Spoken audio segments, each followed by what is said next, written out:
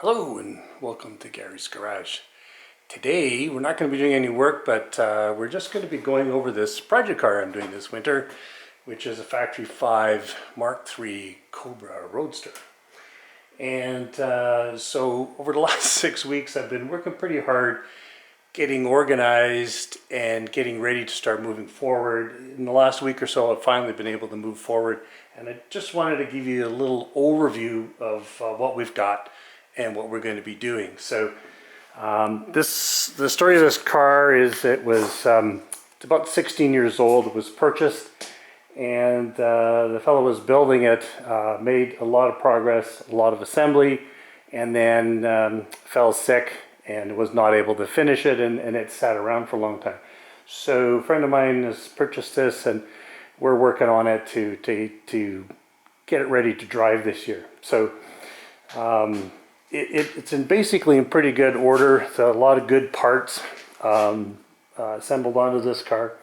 And so what I've been doing is cleaning it up and getting stuff ready. And my focus over the first couple of weeks is getting things sorted, like the handbrake, battery box, fuel lines, brake lines, and so on.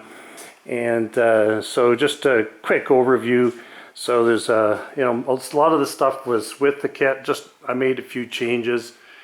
The fuel pressure regulator. I added the hard line for the return line going back to the tank from the regulator, and so I like that. Made some proper brackets and connectors. So, and then dropped the fuel tank, took it apart, cleaned the inside. It obviously had been sitting for at least 10 years. 11 years, so the fuel was old. Had to take it out, take the pump out. I added a return line feed in the center, close to the pump, and did all the plumbing. Added a new filter, and all the lines which are up under here. So so that done, and then I was just cleaning up the brake lines a little bit yesterday and the day before. So making sure that they were mounted properly, because they can't be making contact with anything. So anyway, so in the next little while, what we're going to be doing is getting the last little bits of the brake lines finished, and I have a little bit of work to do in the pedal box. The placement of the pedals is really key here. So they have a tendency, if you have big feet, to have a hard time to do this. Your feet may get caught on the side, so what I've done is modified the pedal a little bit. I do have to build a little bit of a dead pedal to go in there, and the high beam low beam is going to use a foot switch, just like in the 1960s, which is where this car was sort of modeled after. Anyway, other things I'm going to be doing is the steering rack is from earlier Mustang. And one of the problems is that it turns too far, and the tires will make contact with the body once they're turned all the way, if you can see. So to deal with this issue, I've got some spacers that are going to go inside the steering rack. So I'll cover that one in a video, so you'll see how that goes. And then the power steering and the braking.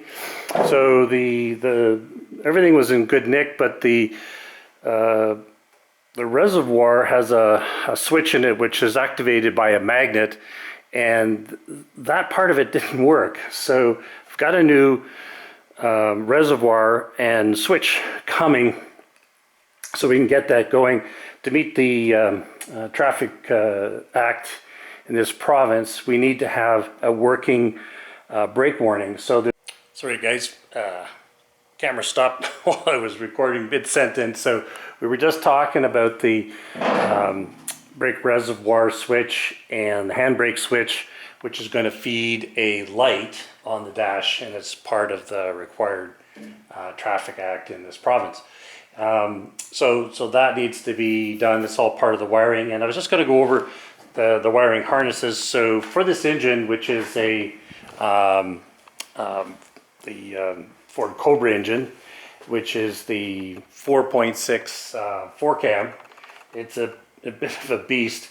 It's quite wide. It's a tight fit in this car, but I think it'll be a good engine because it has its power bands quite wide because of the way the heads breathe, and so it should be very drivable as far as that's concerned. So with this engine, to get the most out of it and to make it serviceable for the type of use it's going to get, which is street use. So don't need to be messing around with stuff. So we've gone with a Holley Terminator X EFI system, which is designed to work with this Ford motor. It's pretty easy to tune, even for a novice tuner like myself. I think I'll be able to manage it. And then if we want to extract all the horsepower that's available, you know, we can take it to someone who's known to be a really good tuner. In the wiring, there's going to be 3 wiring groups or so on. One will be the engine harness, which is the Holley EFI system. The other one will be the body wiring. That'll be the headlights, horns, wipers, and so on. And that's going to be fed from a painless fuse panel wiring system. And then there'll be the other things which are not covered by either. That's things like alternator control, starter motor, master switch, the switch. Now there's going to be a keyless system in this car, so it won't be a key. It'll just be a push to start, push to stop button. And you'll have to have the fob in the car to actually make it run.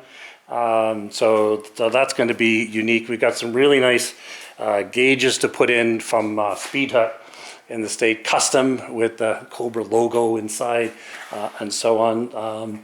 So there's a bunch of stuff that I need to work on. And so as I do segments, I'll try and make them shorter segments. We'll shoot segments, and then we'll post them as we go over the next couple of months. And hopefully you guys will you know, maybe get entertained or learn a little bit, whichever. Anyway, thanks for watching. Have a good day.